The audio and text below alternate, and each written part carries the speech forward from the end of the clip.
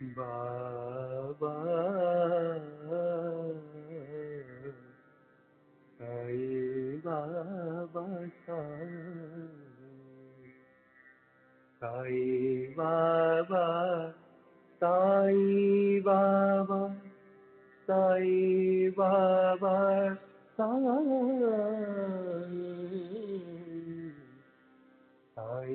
बाबा साई बाबा साई बाबा साई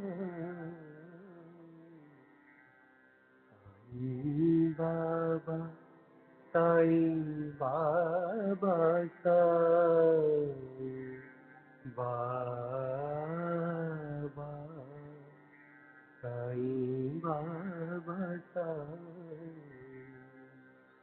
साई बाबा साई बाबा साई बाबा साई बाबा साई बाबा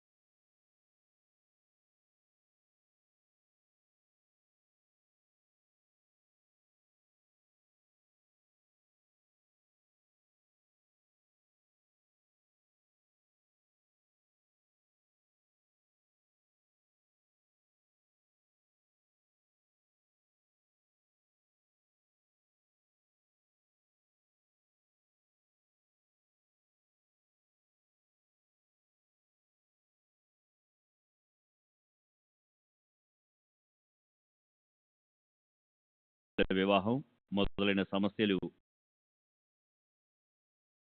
నా మనసును తొలిచేసేవి. వీటి పరిష్కారం కోసం నేను బాబాను ఆర్తిగా ప్రార్థించాను. వారిని పూర్తిగా విశ్వసించాను. వారి కృప వలన నా చెల్లెళ్లకు వివాహాలు జరిగాయి. బాబా నా కోరికలన్నీ తీర్చారు. నాకు 1920లో బాబా కృప వలన వివాహం అయింది. అప్పుడు నాకు ₹100 జీతం మాత్రమే వచ్చేది. అది నా కుటుంబాన్ని పోషించడానికి సరిపోదు. అయినప్పటికీ నాకు బాబా ఆశీస్సుల వల్లనే వివాహమై నాకు ఒక కుమారుడు, కుమార్తె కలిగారు. నా భార్యకి ఎప్పుడూ అనారోగ్యంగా ఉండేది. నేను ఆమె ఆరోగ్యం కొరకు బాబాను ప్రార్థించేవాడిని.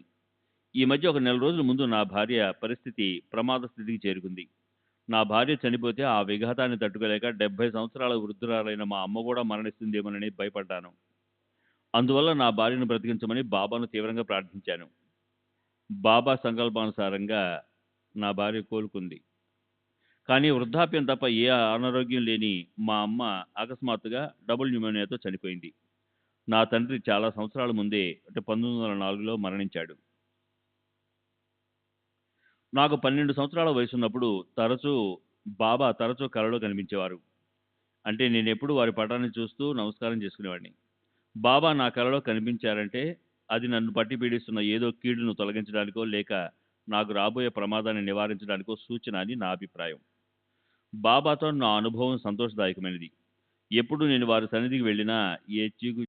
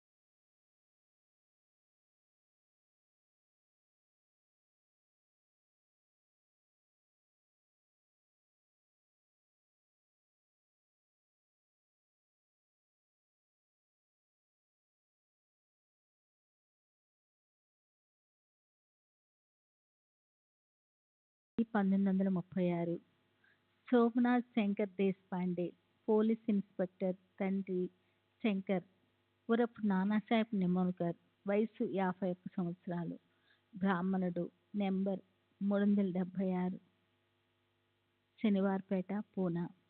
నేను నానాసాహెబ్ నిమోన్కర్ కుమారుణ్ణి. మా స్వస్థలమైన నిమోన్ షిరిడీకి 20 మైళ్ళ దూరంలో ఉంది. నిమోన్ నుండి గోపురగాంకు వెళ్ళాలన్నా, కోపురగాం నుండి నిమోన్ వెళ్ళాలన్నా షిరిడీ మీదుగానే వెళ్ళాలి.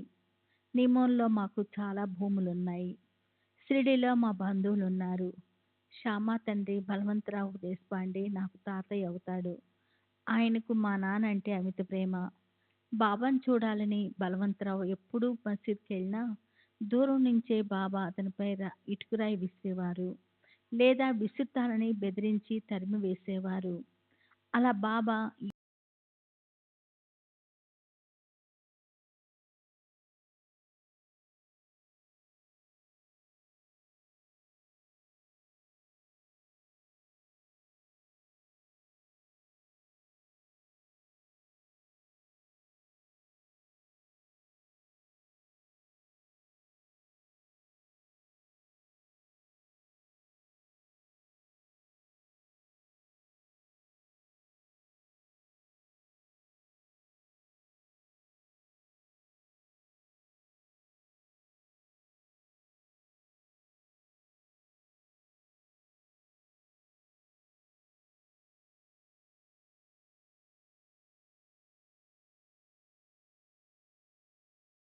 అందుకే అలా జరిగింది.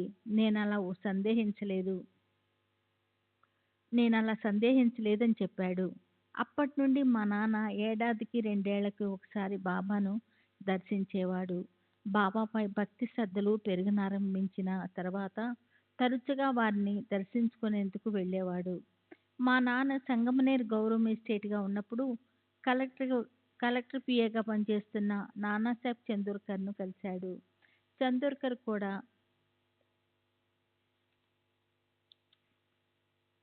సాయిబాబాను ఆరాధించేవాడు.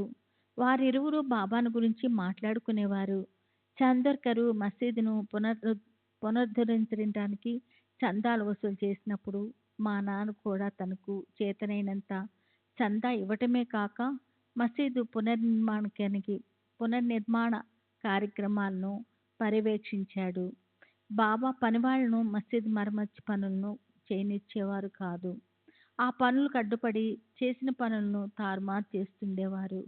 అందువల్ల చాలా కాలం పునాదులు కూడా వేయలేకపోయారు. అందువల్ల బాబా చావడిలో నిద్రిస్తున్నప్పుడు మా నాన్న రాత్రుళ్ళు త్వరితగతిన పనులు చేయించేవాడు. బాబాకు మా నాన్నపై ఎంతో నమ్మకం ఉంది. అందుకే 1916, 18 సంవత్సరాల్లో మా నాన్న షిరిడీలో ఉన్నప్పుడు బాబా ఆయన్ను షరాబుగా అంటే బ్యాంకర్‌గా చేశారు. బాబా తమకు వచ్చిన డబ్బును మా నాన్నకి ఇచ్చేవారు. ఇది చూసి మా నాన్నకు బాబా డబ్బు దానంగా ఇస్తున్నారని మాధవరావు కూడా పొరపడ్డాడు. మా నాన్నకి ఎవరి వద్ద నుండి డబ్బు తీసుకోవాల్సిన అవసరం ఉండేది కాదు. ఎందుకంటే మాకు భూముల ద్వారా వచ్చే సంవత్సర ఆదాయము రూ. 500 వరకు ఉండేది. మా నాన్న అవసరాలకు సరిపడా డబ్బు నేను పంపుతూ ఉండేవాడిని. అంతేకాకుండా మా నాన్న ఫకీర్ డబ్బు ఎవరి చెంత నిలవదు అని తరచుగా బాబా చెప్పే మాటలు జీర్ణించుకునే ఉన్నవాడు. ఎవరైనా ఫకీర్ డబ్బు తింటే ఎవరికైనా చివరి పైసా వరకు కక్కవలసి ఉంటుంది. ఇటువంటి డబ్బు కానుకల కంటే శ్రేష్టమైన మా ప్రాపంచిక పారమార్థిక ఉన్నతినే మా నాన్న బాబా నుండి కోరుకొని వాటిని పొందాడు. కనుక బాబా డబ్బులు కూడా ఖర్చులకే ఉపయోగించేవాడు. బాబా స్వయంగా మా నాన్నను పిలిచి భక్తులకు ప్రసాదం పంచడానికి బర్ఫీ తెప్పించమనో, దునిలోనికి పెద్ద మొత్తంలో కట్టెలు తెప్పించమనో ఆదేశిస్తూ ఉండేవారు. మా నాన్నను మేము కాకా అని పిలిచేవాళ్ళం. గ్రామస్తులు కూడా అలాగే పిలిచేవారు. దాంతో బాబా కూడా కాకా అని పిలిచేవారు. బాబా ద్వారా మా నాన్న ఆధ్యాత్మిక లబ్ధిని పొందారన్నదానికి నిదర్శనంగా ఈ క్రింద విషయం చెప్పగలను. మా నాన్న సంస్కృతంలో భాగవతాన్ని, ఇతర గ్రంథాలను పారాయణం చేయాలనుకున్నాడు. మా నాన్నకు సంస్కృతం రానందున చదవలేకపోయాడు. ఒకసారి బాబా ఆయనతో,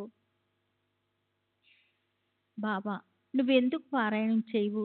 నిమోన్కర్: బాబా నాకు సంస్కృతం రాదు బాబా. అయినా పర్వాలేదు, ప్రారంభించు. ఈ మసీద్ తల్లి నీకు తప్పక సంస్కృతం నేర్పుతుంది. క్రమంగా నువ్వే నేర్చుకుంటావు. బాబా మాటల మీద నమ్మకంతో మా నాన్న శ్రీమద్ భాగవతం దాని వ్యాఖ్యానం సంస్కృతంలో చదవటం మొదలుపెట్టాడు. అర్థం కాకపోయినా చదవటం కొనసాగించాడు. క్రమేణా మా నాన్నకు సంస్కృతం అర్థం కాసాగింది. అంతేకాదు బాబా ఆదేశం మేరకు భగవద్గీత, జ్ఞానేశ్వరి కూడా పారాయణం చేయగలిగాడు. అవన్నీ అర్థం చేసుకోగలిగాడు. నిత్యము సంస్కృత అధ్యయనం చేసే గొప్ప పండితులైన కాకాసాహెబ్ దీక్షిత్, జోగు మొదలైన వారి సందేహాలను మా నాన్న నివృత్తి చేసేవాడు.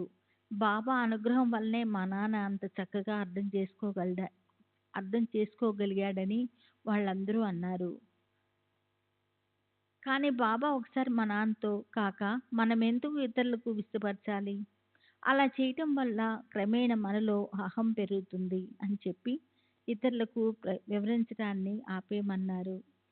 పూనాలో మా నాన్న నాతో గడిపిన చివరి 2 నెలల్లో ఆయన బాబా ద్వారా పొందిన కొద్దిపాటి ఆధ్యాత్మిక శక్తితోనే ఇతరుల కష్టాలను నివారించాడు. మా నాన్న పొందిన ప్రాపంచిక ఉన్నతి ద్వారా ఆయన ప్రజల్లో ఎంతో పేరు ప్రఖ్యాతులు పొందాడు. అంతేకాకుండా మా కుటుంబ సభ్యులు అందరిపై కూడా సాయిబాబా కృప అపారంగా వర్షిస్తుండేది. మా నాన్న నా చిన్నతనం నుండి నన్ను బాబా దగ్గరికి తీసుకుని వెళ్తుండేవాడు. బాబా నన్ను సౌమ్య అని ముద్దుగా పిలుస్తూ ఎంతో ప్రేమాభిమానాలతో చూసేవాడు. బాబాకు నాపై ఉన్న ప్రేమ ఎటువంటిదో తెలియజేసే మరో సంఘటన మా నాన్న నాకు చెప్పాడు. ఇది నేను ఉద్యోగంలో చేరిన మునుపు జరిగింది. బాబా మసీదులో కూర్చొని గుడ్డ సంచిలోని కొన్ని నాణ్యాలను బయటికి తీసి ఒక్కొక్క నాణ్యాన్ని చేతిలోకి తీసుకుని వ్రేళ్లతో రుద్దుతూ కాకాచా, సౌమ్యాచా అంటుండేవారు. దీన్ని బట్టి బాబా నన్ను తరచుగా తలుచుకునేవారని, అది నాకెంతో మంచిదని మా నాన్న చెప్పాడు.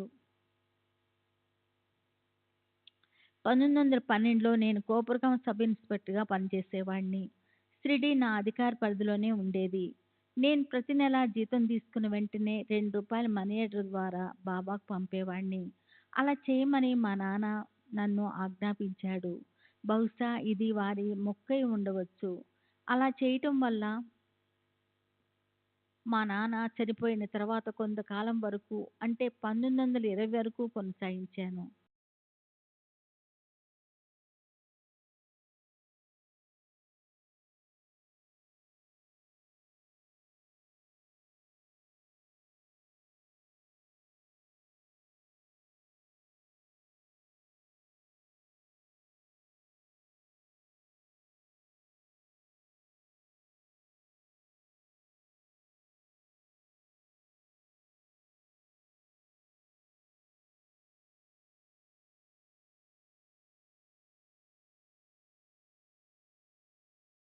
ఉన్నారు వహించి ఉన్నారని తెలిసే సంఘటనలు ఎన్నో ఉన్నాయి. యోగక్షేమం వహామ్యహం. మా నాన్న అంటే మా నాన్న జీవితంలో చివరి 3 సంవత్సరాలలో బాబా ఆయన్ను కాపాడిన వైనం ముఖ్యమైనది. 1916లో నా భార్య గర్భవతిగా ఉన్నప్పుడు ఆమెకు సహాయంగా ఉండేందుకు మా అమ్మా నాన్నలను రమ్మని కబురు పెట్టాను. వాళ్ళు నిమ్మోన్ నుండి పూనాకు బయలుదేరారు. అప్పుడు బాబా త్వరలోనే సమాధి చెందబోతున్నారనే ఉదంతాలు వ్యాపించాయి. అందువల్ల మొదట వాళ్ళు షిరిడీ వెళ్ళి బాబాను దర్శించారు. అప్పుడు బాబా వాళ్ళను అక్కడే ఉంచేశారు. వాళ్ళను పూనా వెళ్ళటానికి కానీ తిరిగి నిమోను వెళ్ళటానికి కానీ అనుమతించలేదు. వారెందుకలా అనుమతి నిరాకరించారో మా నాన్నకు అర్థం కాలేదు. మాధవరావు దేశపాండే మా నాన్న తరపున బాబాను అనుమతి కోరాడు. బాబా, నా మనుషులను చంపదలిచావా ఏం? కాక నీ అపసవ్యమైన తింటున్నాడా? మాధవరావు, అతని కోడలు గర్భవతి, ఆమెకు సహాయం కావాల్సి ఉంది. బాబా, అరే కాక, నీవేమీ ఆందోళన పడకు, భగవంతుడు సహాయం చేస్తాడు. మా నాన్నను ఉద్దేశించి అన్నారు.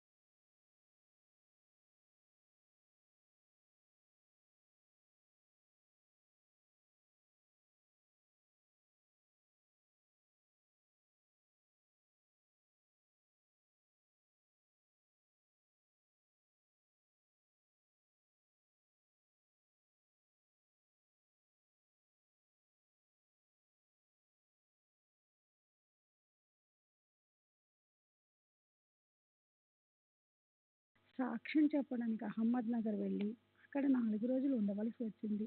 మా నాన్న తాను బాబాకు చేసే సేవలకు అంతరాయం కలగకుండా ఆయన బదులు నన్ను షిరిడీలో ఉంచారు. కానీ ఒక తేడా ఉంది. మా నాన్న వృద్ధుడు కాబట్టి కూర్చునే సేవ చేసేవాడు. నేను యువకుడిని కాబట్టి నిలబడి సేవ చేసేవాడిని.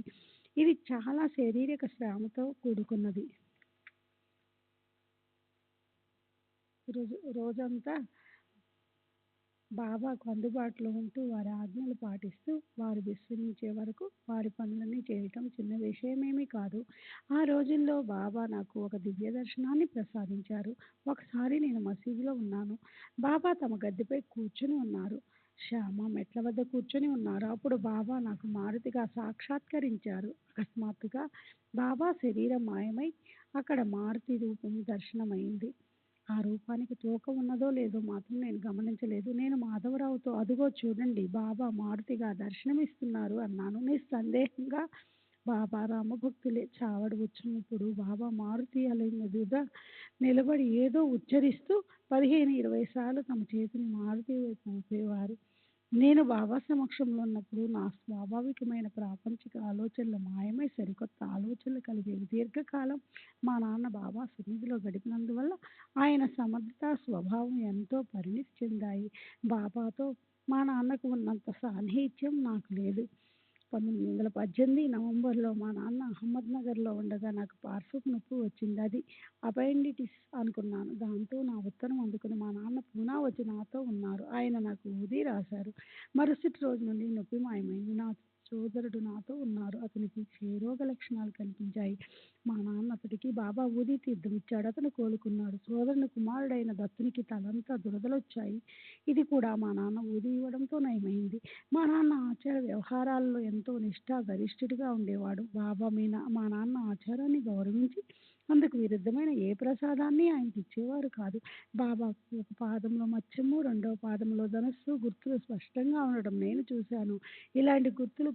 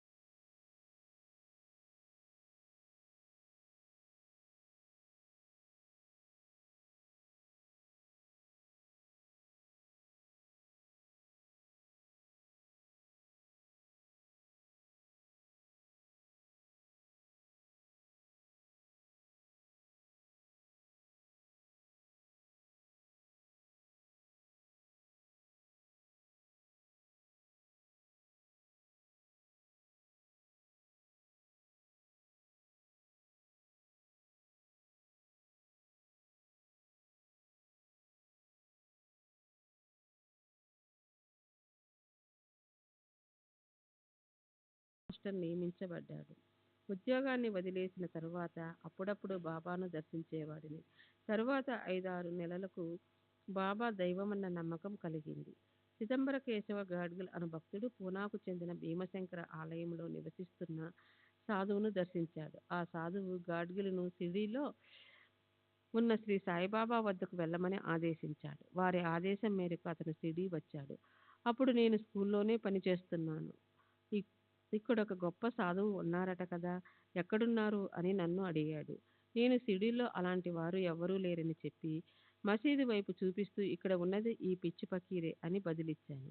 గాడ్గిలితో పాటు వామన్ అను గ్రామాధికారి, సీతారాం పట్వర్ధన్ అను విద్యాధికారి, టాంగా నడిపి అతను కూడా వచ్చారు. గాడ్గిల్తో పాటు మేమందరం మసీదుకు వెళ్ళాము. మేము మసీదు మెట్లు ఎక్కుతున్నప్పుడు బాబా ఆవేశంగా అరుస్తూ తిట్ల వర్షం కురిపించారు. మెట్లు ఎక్కనివ్వలేదు. నేనొక ముస్లిం పకీరును. వెళ్ళి ఆ భీమశంకర ఆలయంలోనున్న సాధువు కాళ్ళపై పడు అన్నారు. బాబా తిట్టినప్పటికీ ఆ మాటలు గాడ్గిల్లో నమ్మకాన్ని, ఆనందాన్ని కలుగజేశాయి. బాబా పిచ్చివాడు కాదని, వారొక జ్ఞాని అని తెలుసుకున్నాడు. అప్పటి నుండి షిరిడీకి తరచుగా వచ్చి బాబాను దర్శించసాగాడు. బాబాకు ప్రగాఢ భక్తుడయ్యాడు. ఆనంద స్వామి, ఆనందనాథ్ వారి అసలు పేరు కాదు. 1878 ప్రాంతాలలో సమాధి చెందిన అక్కలకోట మహారాజు భక్తుడు. ఆయన ఏవలాకు 6 మైళ్ళ దూరంలోనున్న సావర్గాం అను గ్రామంలో ఒక మఠాన్ని స్థాపించి నివసించేవారు. ఆ స్వామి కేవలం కఫీనం మాత్రమే ధరించేవారు. వారు సాక్షాత్కారం పొందిన గొప్ప మహనీయులు. నేను, నందారాం మార్వాడి మరి కొంతమంది 18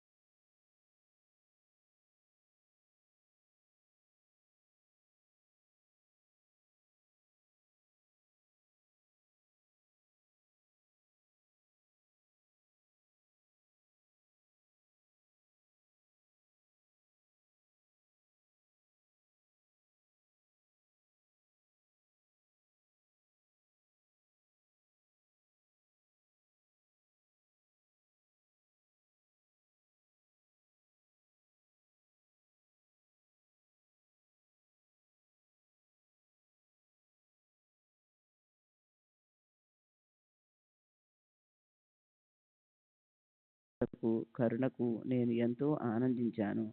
పొగ పీల్చే అలవాటే కాక నాకు హానికరమైన త్రాగుడు అలవాటు కూడా ఉంది. 1/7/2017 నాకు ఒక కల వచ్చింది. ఆ కలలో బాబా నా ఛాతీపై కూర్చొని, ఒరేయ్ ఏం చేస్తున్నావు? పోరా ఖాయ్ కర్తూ అంటూ గద్దిస్తూ నా ఛాతీపై ఒత్తిడి పెంచి నేను త్రాగుడును మానివేస్తానని చెప్పిన దాకా ఛాతీపై నుండి లేవలేదు. మరుసటి రోజు నుండి త్రాగుడును పూర్తిగా మానివేశాను. నాకు 15/2/2017 ఒక కఠిన పరీక్ష ఎదురైంది.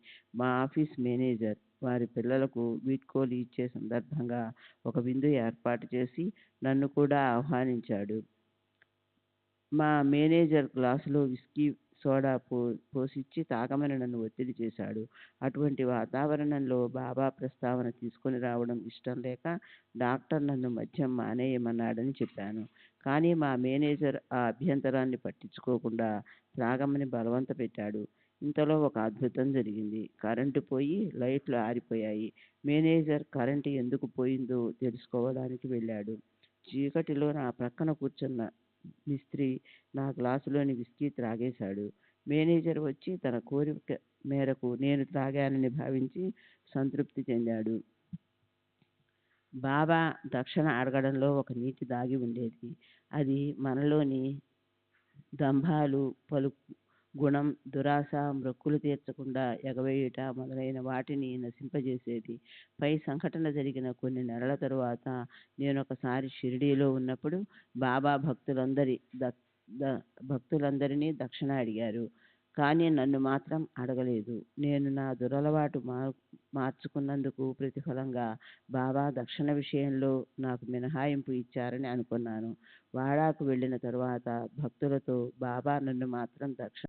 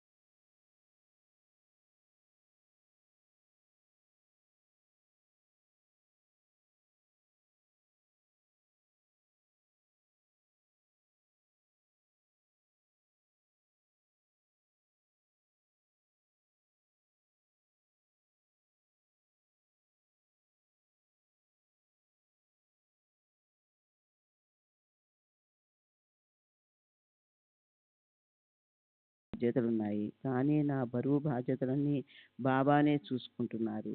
నేనెప్పుడు బాబాను ప్రత్యేకించి ఏ కోరిక తీర్చమని ప్రార్థించలేదు. మన కోరికలు ఏమిటో, మనకు ఏది మంచిదో, ఏది ఇవ్వాలో ఆయనకు తెలియదా? మనం పలుమార్లు అడిగి విసిగిస్తే కానీ ఆయన మన కోరికలు తీర్చరా? మాకు సంబంధించిన విషయాలను బాబా ఇచ్చకు వదిలిపెట్టడంలోనే మాకు సంతృష్టి ఉంది. మేము ఆనందంగా ఉన్నాము. డిసెంబర్ 9వ తేదీ 1936 షిరిడి. తుకారాం భర్క్, భూస్వామి మహర్, వయసు 40 సంవత్సరాలు, షిరిడి. శ్రీ సాయిబాబాతో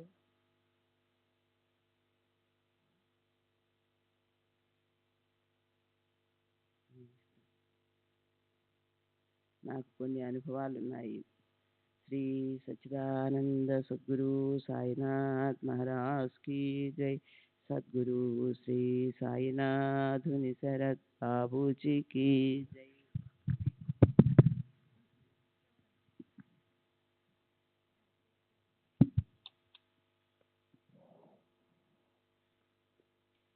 श्री सच्चिदानंद सद्गुरु साईनाथ महाराज की जय. सद्गुरु श्री साईनाथ निसरत बाबूजीకి జై.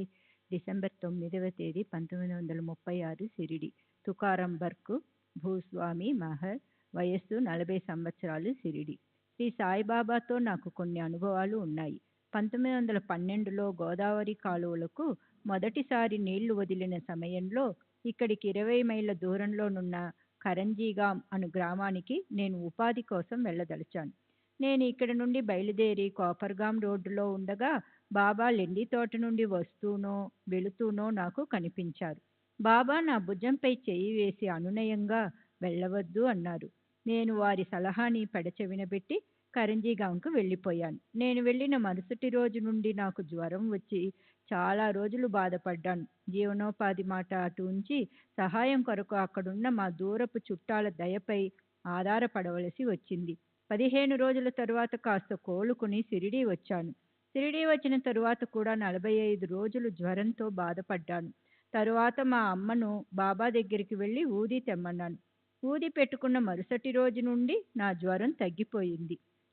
సెప్టెంబర్ 23వ తేదీ 1936 ఎంజీ ప్రధాన్, గుమాస్తా, కలెక్టర్ కార్యాలయం, revenue department, old customs house, Venkateswara press, Sandhurst road దగ్గర, బొంబాయి. నేను సాయిబాబా గురించి విని ఉన్నాను. నా కుమారుడు దత్తాత్రేయ 7 ఏళ్ల వయసులో అకస్మాత్తుగా మరణించాడు. దుఃఖభారంతో నా మనసు కృంగిపోయింది. సాయిబాబాని దర్శించాలని అనుకున్నాను. ఒకరోజు నాకు ఒక కల వచ్చింది. కలలో 5 సాధువులు కూర్చుని ఉండడం చూశాను. మీలో సాయిబాబా ఎవరు అని నేను వారిలో ఒకరిని అడిగాను. అతను సాయిబాబాను చూపించాడు. అంతటితో కల ముగిసింది. తరువాత బాబాకు సమర్పించేందుకు జంజీరాలోనున్న మా తోట నుండి సీతాఫలాలు, రామఫలాలు తీసుకుని షిరిడీ వెళ్ళాను.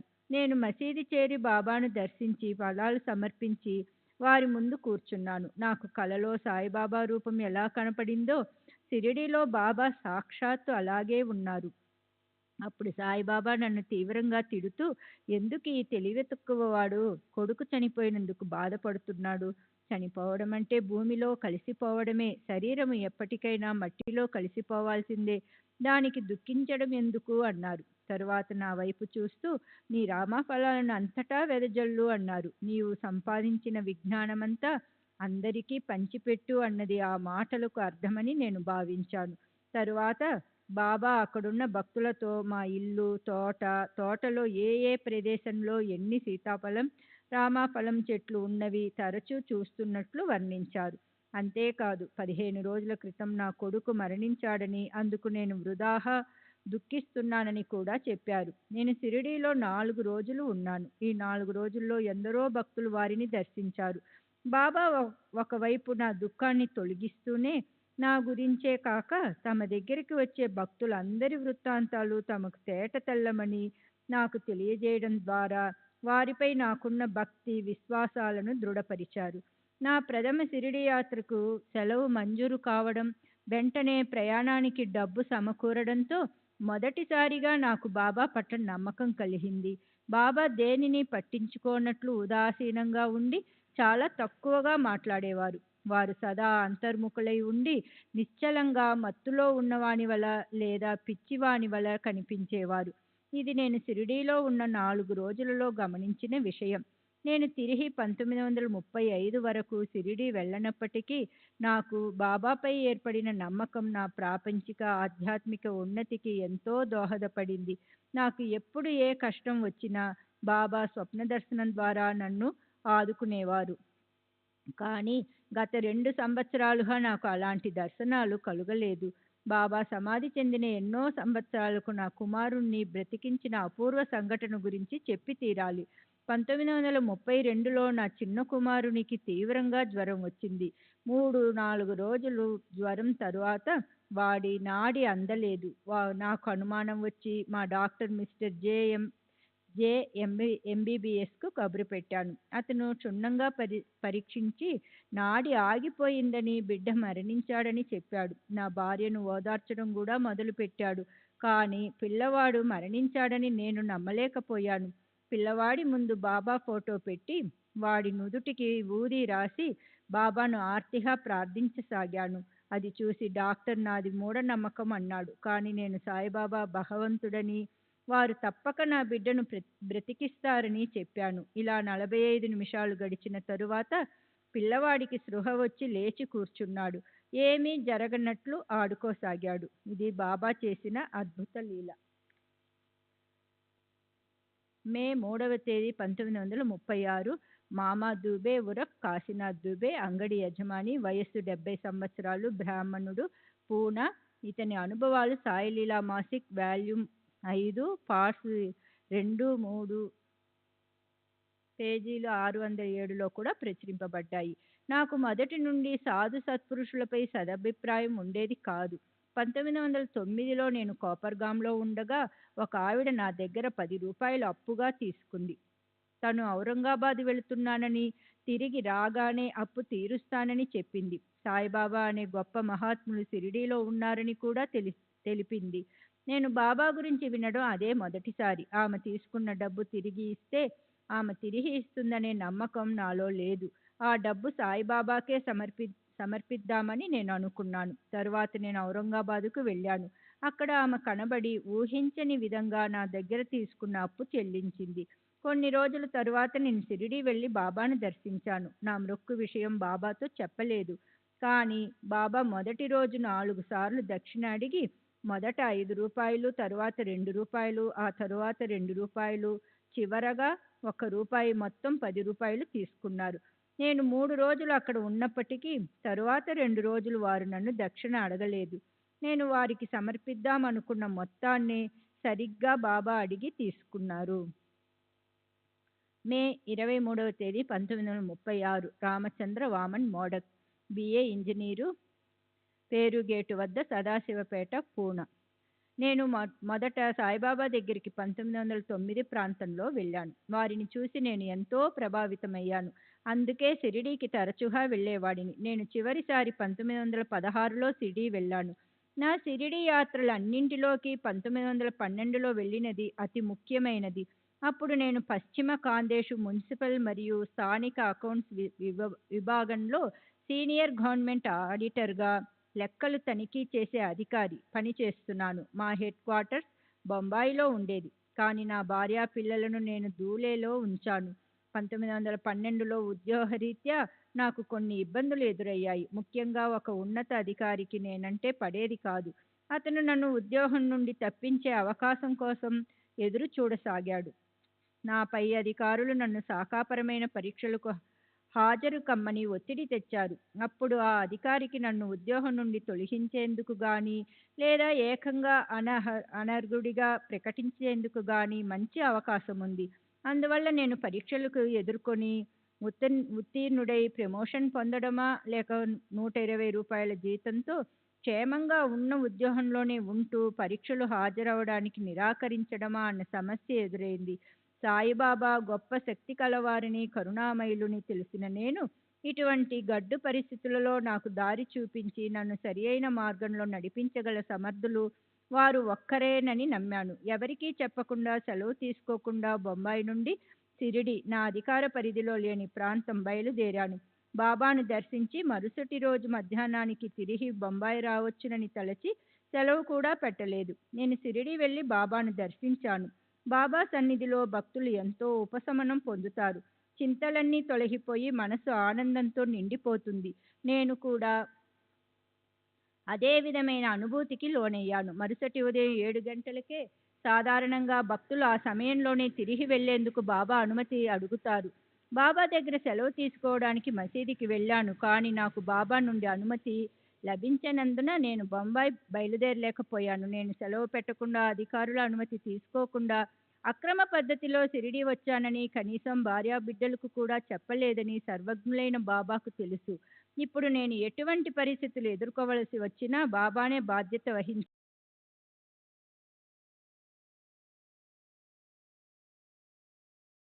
బొంబాయి వెళ్ళడానికి అనుమతించండి అని అడిగాడు. బాబా కోపంతో అతను నిన్ను చూడడానికి వచ్చాడా లేక నన్ను చూడడానికా అని ప్రశ్నించి నా వైపు తిరిగి, ఏమి నీవు నన్ను చూడడానికి వచ్చావా లేక క్షేమానా అన్నారు. ఇంకా అంతా సవ్యంగానే జరుగుతుందని, నా ఉద్యోగ విషయంలో కానీ ఇతర విషయంలో కానీ నాకు ఎలాంటి ఇబ్బందులు రావని బాబా హామీ ఇచ్చారు. బొంబాయిలో శాఖాపరమైన పరీక్ష జరిగే రోజు కూడా బాబా నన్ను షిరిడీలోనే ఉంచారు. దీనిని బట్టి నేను పరీక్ష రాయకపోవడమే నాకు మంచిదని వారు నిర్ణయించినట్లుగా తెలుసుకున్నాను. శ్రీ సచ్చిదానంద సద్గురు సాయినాథ్ మహారాజ్ కీ జై. సద్గురు శ్రీ సాయినాథ్ నిసరత్ బాబూజీ కీ జై.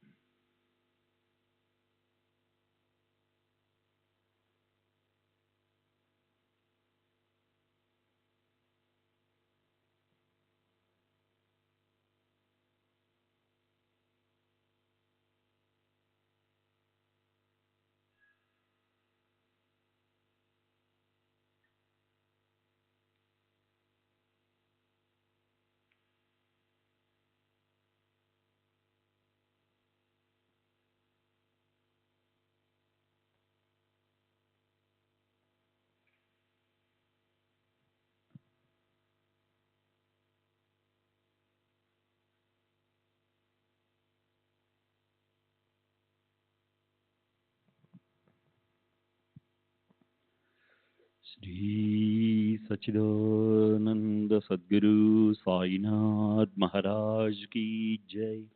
सद्गुरु श्री साईनाथ शरद बाबू जी की जय.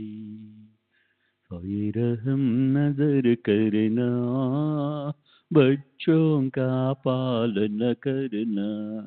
साई रहम नजर करना, बच्चों का पालन करना.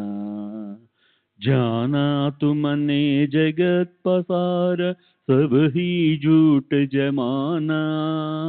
जाना तुमने जगत पसार, सब ही झूठ जमाना. साई रहम नजर करना, बच्चों का पालन करना. साई रहम नजर करना, बच्चों का पालन करना. मैं अंधा हूँ बंदा आपका, मुझसे पथ दिखलाना. मैं अंधा हूँ बंदा आपका, मुझसे पथ दिखलाना, साई रहम नजर करना, बच्चों का पालन करना, साई रहम नजर करना, बच्चों का पालन करना। दास गणों कहे अब क्या बोलूं, थक गई मेरी रसना। दास गणों कहे अब क्या बोलूं, थक गई मेरी रसना। साई रहम नजर करना, बच्चों का पालन करना, साई रहम नजर करना, बच्चों का पालन करना। रहमो नजर करो अब मोरे साई, तुम बिना नहीं मुझे माँ बाप भाई।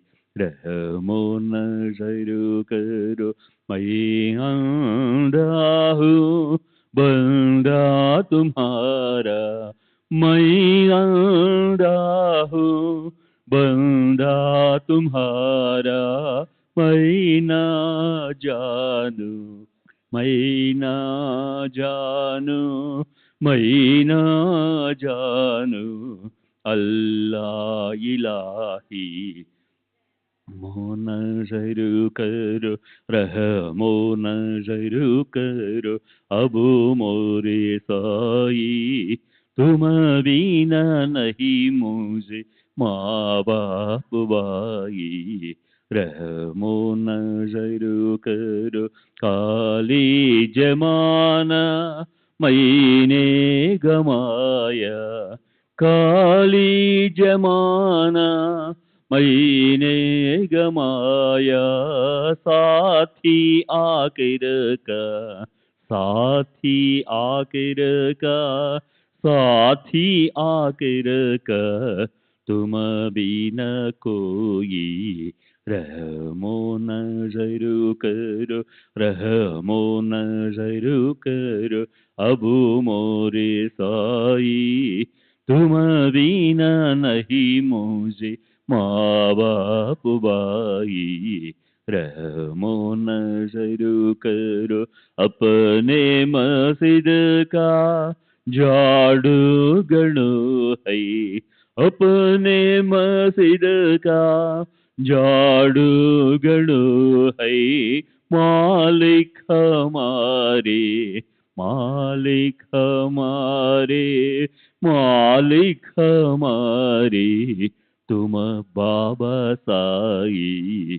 रहमो नजर करो, रहमो नजर करो अब मोरे साई, तुम बिना नहीं मुझे माँ बाप भाई। रहमो नजर करो। श्री सच्चिदानंद सद्गुरु साईनाथ महाराज की जय। सद्गुरु श्री साईनाथ धुनी शरद बाबू जी की जय।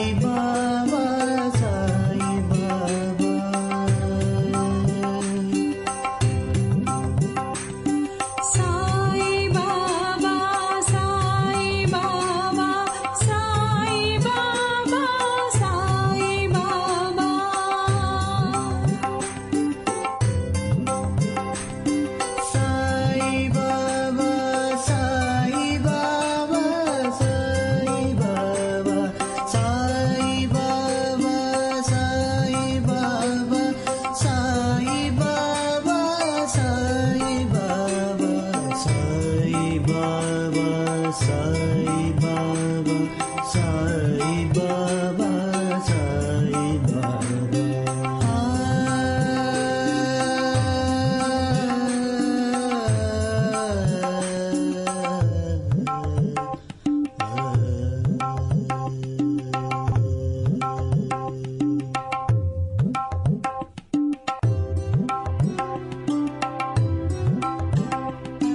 సాయి బాబా సాయి బాబా